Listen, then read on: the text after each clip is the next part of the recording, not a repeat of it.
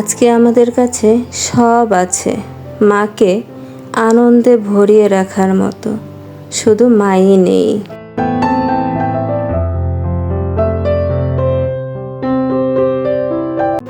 মা জীবনের পরম পাওয়া। মা যতটা ছোট শব্দ, মায়ের মায়া, মমতা, ভালোবাসা, সাপোর্টিং জীবনের ততটাই গুরুত্বপূর্ণ বিষয়। মা শব্দটা আল্লাহ তাআলা সবচেয়ে ছোট একটা শব্দ দিয়েছেন, কিন্তু তার মাহাত্ম্য অনেক বড়। তার মায়া, তার ভালোবাসা অতুলনীয়। বিসমিল্লাহির রহমানির রহিম। হ্যালো এভরিওয়ান, আসসালামু আলাইকুম। কেমন আছেন সবাই? আশা করি কাছে ও দূরে, দেশ কিংবা দেশের বাইরে যে যেখান থেকে আমার আজকের ভিডিওটি দেখছেন বা শুনছেন, মালিকের দয়ায় সবাই সুস্থ আছেন, ভালো আছেন, নিরাপদে আছেন। আমরা আলহামদুলিল্লাহ আপনাদের সকলের দোয়া ও ভালোবাসায় মালিকের অশেষ দয়ায় বেশ ভালো আছি। মুখে বলছি অবশ্য ভালো আছি, কিন্তু আসলে এই যে বয়সটুকু দিয়েছি, কতবার যে থেমেছি, এডিট করেছি, একমাত্র মালিকই ভালো জানেন। আসলে কথা বলতে অনেকটাই কষ্ট হচ্ছিল। এই যে শরীরের অবস্থা খারাপ বলে আমার বাবাটাও রান্না করতে শুরু করে দিয়েছে। আর যারা অসুস্থ থেকে আমার আজকের ভিডিওটি দেখা শুরু করেছেন, তাদের সুস্থতা কামনা করে মায়ের সংসার চ্যানেল থেকে নতুন দিনের নতুন আরও কিছু কাজ এবং গল্প নিয়ে চলে আসলাম আপনাদের মাঝে। আশা করছি বরাবরের মতো আমার আজকের ভিডিওটি আপনাদের কাছে অনেক ভালো লাগবে। গল্পের প্রথম অংশটা কোথায় শেষ করেছিলাম সবার নিশ্চয় মনে আছে। আর যারা আজকে নতুন আমার চ্যানেলটি ভিজিট করেছেন, চাইলে আমার আগের ভিডিওটি দেখে আসতে পারেন, তাহলে গল্পের প্রথম অংশটি আপনার জানা হয়ে যাবে। এমনও হতে পারে গল্পটি আপনার মন ছুঁয়ে যেতে পারে, তাহলে অবশ্যই চ্যানেলটি সাবস্ক্রাইব করে নেবেন। এই ধরনের গল্প কাজ নিয়েই আমার ভিডিওগুলো সাজানো থাকে। ভিডিওর এই পর্যায়ে যারা আছেন, প্লিজ একটি লাইক দিয়ে ভিডিওটি কন্টিনিউ করবেন। আপনাদের একটি লাইক আমার জন্য অত্যন্ত গুরুত্বপূর্ণ। আর প্লিজ কেউ স্কিপ করে গল্পটি শুনবেন না। স্কিপ করে আপনারা ভিডিও দেখেন ঠিকই, এতে কিন্তু আমার চ্যানেলের অনেক ক্ষতি হয়ে যাচ্ছে। আপনাদের যাদের আমার ভিডিও ভালো না লাগে তারা আসবেন না। আর যারা আসেন, প্লিজ স্কিপ না করে ফুল ওয়াচ না করতে পারলেও ম্যাক্সিমাম একটা সময় দিয়ে যাবেন। সবার কাছে এটা আমার আন্তরিকভাবে অনুরোধ। আমার ছোট চাচি বলে চলে গেলেন। তারপর আসলো বড় চাচি, এসে বলল আমার বাবা নাকি ওনাকে ফোন দিয়েছে মাকে বাড়ি থেকে বের করে দেওয়ার জন্য, আমাদেরকে সাথে নিয়ে। ভাবা যায় এই বাবার জন্যই আমার মা একটু একটু করে এই সংসারটাকে সাজিয়েছে। এই বাবাকে ভালোবেসেই আমার মা তার বাবা মা সবাইকে পর করে বাবাকে আপন করে আগলে রেখেছে। আমি মাকে দেখতাম, বাবা যেটুকু টাকা দিয়ে যেত তাতে সংসার চালাতে মায়ের অনেক কষ্ট হতো। তারপরও মা কোনো দিন আমার বাবাকে কমপ্লেন করতো না যে আমার এই টাকাতে চলতে সমস্যা হতো। যাই হোক, মা কেঁদে বড় চাচিকে উত্তর দিল, আমি এক কদমও কোথাও নড়ব না। এটা আমার শ্বশুরের ভিটে, এই ভিটে ছেড়ে আমি কোথাও যাব না। কে তাড়াবে আমাকে? বড় চাচিও মায়ের সাথে কান্না করছিল। বড় চাচি বলল, আমারও অনেক কষ্ট হচ্ছে তোর জন্য, কিন্তু কি করব, আমারও তো সেই অবস্থা নেই যে তোকে তোর দুইটা ছেলেকে আমি আশ্রয় দেব। দেখ তুই কি করবি। ঠিক 2 দিন পর বাবা তার নতুন বউকে নিয়ে বাড়িতে আসলো। এসেই মায়ের সাথে তুমুল ঝগড়া। আমার বড় চাচা আসলো, মায়ের হয়ে অনেক কথা বলল বাবাকে যে তুই কেন এমন করলি, বৌমার কী অপরাধ তুই আমাদেরকে বল, আমরা ওর সাথে কথা বলি।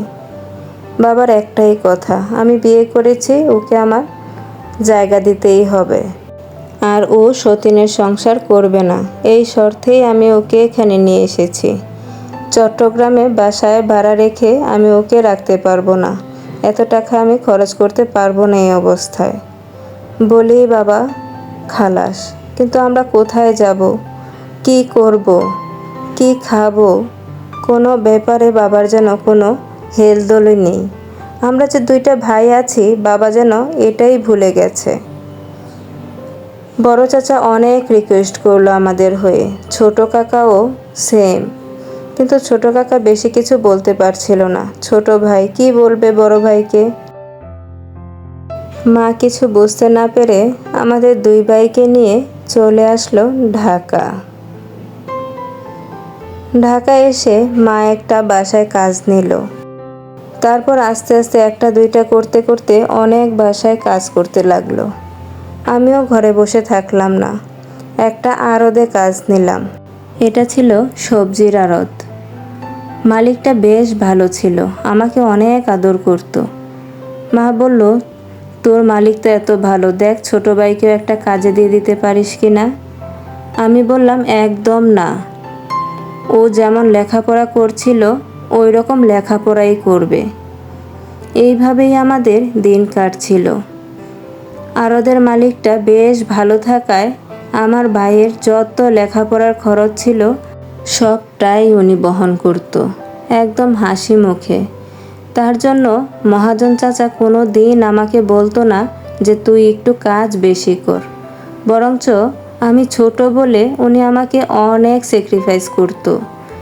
অনেক বিষয়ে কেউ আমাকে একটা ধমক দিলে মনে হতো উনি আমার বাবার মতো আগলে রাখতো। আমি ওনাকে মামা বলে ডাকতাম। উনি যেন আমার আপন মামার মতো সব দিকে আমাকে আগলে রাখতো। ভাইও লেখাপড়ায় বেশ ভালো ছিল। টিচাররা যখন ভাইয়ের প্রশংসা করত মামা যেন একদম আনন্দে ভরে উঠত, একদম বাবার মতো।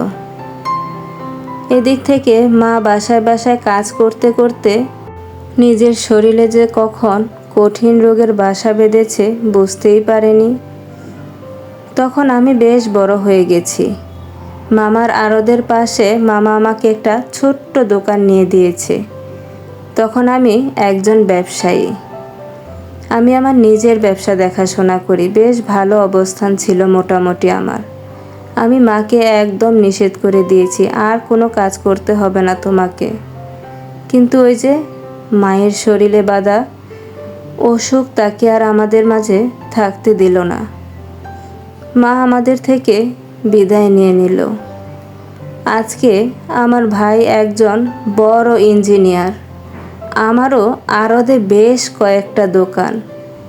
আমার ভাই আমার মেয়ের জন্য ঈদের প্রতিটি ঈদে লাল টুকটুকে জামা নিয়ে আসে। এবারও নিয়ে এসেছে। আমার মেয়েকে দিয়ে ও ছুটে বারান্দায় চলে গেল। আমিও পিছন থেকে গিয়ে দেখে ও কান্না করছে। আমাকে দেখে জড়িয়ে ধরে বলল, ভাই আজকে তো সব আছে, আমি আমার মাকে আনন্দে ভরিয়ে রাখার মতো যোগ্যতা অর্জন করেছি, তাহলে আল্লাহ কেন মাকে কেড়ে নিল আমাদের থেকে? আমরা কেন মাকে একটু আনন্দ দিতে পারিনি, একটু সুখ দিতে পারিনি? আমার মায়ের ভাগ্যে কি শুধু অভাবই নিয়ে এসেছিল? আমি ভাইকে সান্ত্বনা দেবার কোনো ভাষা খুঁজে পাচ্ছিলাম না। ঠিক তখনই আমার ছোট্ট মেয়েটি এসে হাজির। চাচ্চু বলে কোলে উঠে পড়ল তার লাল টুকটুকে জামা পরে। সে বলে উঠল, চাচ্চু আমি তো তোমার মা। আমাদের দুই ভাইয়ের মুখে হাসি ফুটল। এই ছিল আমার আজকের গল্প। এটা আমার একটা ভাইয়ের পাঠানো গল্প।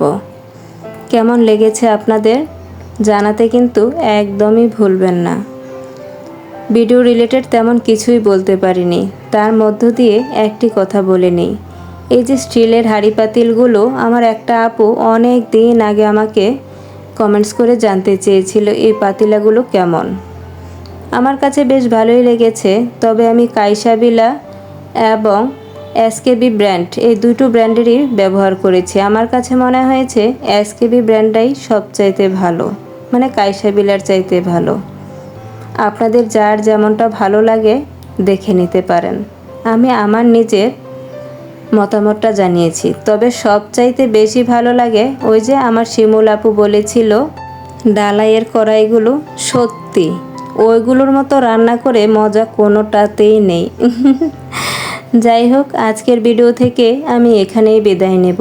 মালিকের দয়ায় সবাই সুস্থ থাকবেন, ভালো থাকবেন, নিরাপদে থাকবেন। আমাদের জন্য সবাই দোয়া করবেন। আল্লাহ হাফেজ। আসসালামু আলাইকুম।